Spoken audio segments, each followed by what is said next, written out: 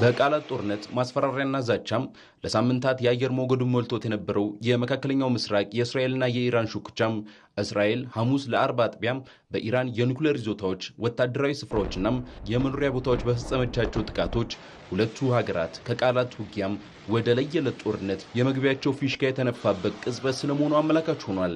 እስራኤል ጠላቶችን ታስታጥቃለች፣ ለህልውናዬም አደጋ እንደቅናለች የምትላትን ኢራንን የኒኩሌር ባለቤት የመሆኗን ጉዞም ጀርመን ከ80 ዓመታት በፊት በአይሁዶች ላይ ከፈጸመው ጭፍጨፋ ለይቼ አላየውም ስትል ስትገልጽ ህልውናዬ አደጋ ላይ ነው እያለች መሆኑ ነው።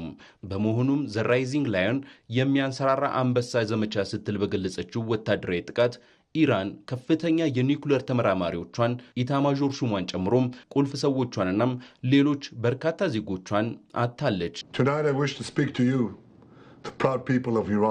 ዛሬ ምሽት ለኢራን ኩሩ ህዝቦች የማስተላልፈው መልእክት ታላቁን የመከላከያ ዘመቻ እያካሄድን ነው።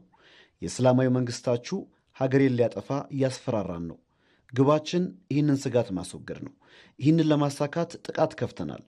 ይህም የሚቀጥል ይሆናል። ችግራችን ግን ከጋራ ጠላታችን እንጂ ከእናንተ ጋር አይደለም። በዚህ በሚጠበቅ ግን ኢራን በተሰናጋችበት የእስራኤል ጥቃት 150 የሚሆኑ ኢላማዎች ጥቃት እንደተፈጸመባቸው የተገለጸ ሲሆን የኢራኑ መንፈሳዊ መሪ አያቶላ አሊ ሆሚኒ የእስራኤል ጥቃት ምላሽ የሚሰጠው ነው ብለው ሲዝቱም ወዲያው ነበር።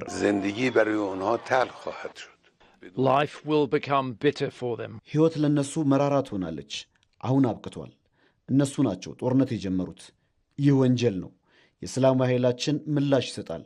የተወደዳችሁ ህዝቦቼ፣ ለዚህ የበቀል እርምጃ የምንወስድ ይሆናል። ለሁለተኛ ቀን በቀጠለው የሁለቱ ሀገራት ውጊያም ኢራን የምትመካባቸው ከድምፅ በብዙ እጥፍ የሚፈጥኑም ባላስቲክ ሚሳይሎቿን ጨምሮ ክሩዝ ሚሳይሎቿን በመጠቀም ወዲያውኑ የእስራኤሏን መዲና ቴልአቪቭን ጨምሮ የኢየሩሳሌም አየር ይንጡ ጀምረዋል። በዚህም ኢራን በእስራኤል ላይ በፈጸመችው ጥቃት በርካቶች ሲቆስሉ 4 ሰዎች ተገድለዋልም ብለዋል። እስራኤል በፈጸመችው ተከታታይ የአየር ጥቃት ደግሞ 80 የሚደርሱ ኢራናውያን ሲሞቱም 320 ሰዎች ቆስለዋል ሲል የኢራን መገናኛ ብዙሃን አስታውቋል። ተባብሶ በቀጠለው የሁለቱ ሀገራት ውጊያም ኢራን ወደ እስራኤል የምታስወነጭፋቸው ሚሳይሎቿን ካላቆመች የኢራኗ መዲና የሆነችው ቴህራን ትጋያለች ሲሉ የእስራኤል መከላከያ ሚኒስትር ሲገልጹ፣ የቴህራን ነዋሪዎች በቀጣይ የእሳት ዝናብ እንዳይወርድባቸውም በርካቶች ስጋታቸውን እየገለጹ ነው። በተጋጋለው የሁለቱ ሀገራት ውጊያ አሜሪካ እንደሚከሰት አውቅ ነበር ብትልም እስራኤል በፈጸመቻቸው ጥቃቶች ግን እጅ የለበትም ስትልም አስተባብላለች። ነገር ግን ለእስራኤል ወታደራዊ ድጋፍ በማድረግ ከጎኗ እንደቆመች ግን ከመግለጽ አልተቆጠበችም። በመሆኑም ኢራን